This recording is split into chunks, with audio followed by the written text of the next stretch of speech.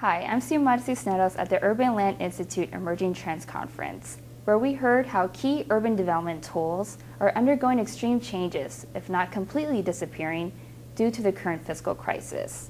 A panel of industry leaders shared with our ULI members some emerging alternatives to the traditional RDA model. Let's hear what they had to say. Redevelopment may disappear in many cases. It's a new day and it's changing every day.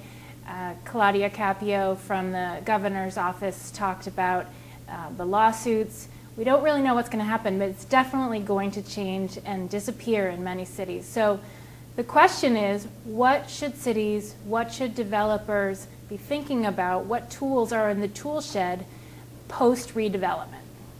6 tools that are likely to become substitutes for redevelopment collectively can be used in an opportunistic way with private partners, and those are development agreements, infrastructure financing districts, Melrose community facilities districts, community benefit districts, or business improvement districts, transfer fees, tradable development rights. A lot of the suburban cities that have had to do large-scale infrastructure projects versus a lot of the urban cities that for the most part are already built out and are really just looking at vertical construction.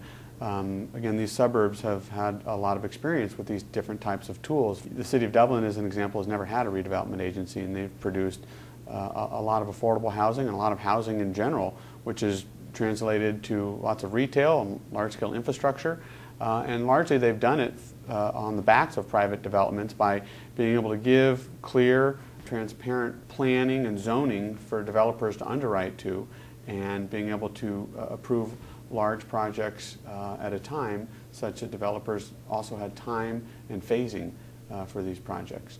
3 examples at 3 different scales. Mint Plaza, which was a combination of a Melrose Community Facilities District with a business improvement district. The CFD was provided the capital improvements, and the BID provides ongoing maintenance and operations.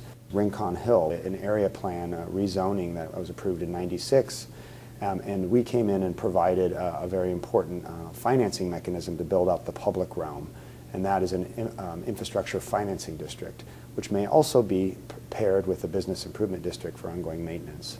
Park Merced, a significant project, 142 acres on the west side of San Francisco, where we used a development agreement, and we may be using an infrastructure financing district to fund significant transit improvements on the west side.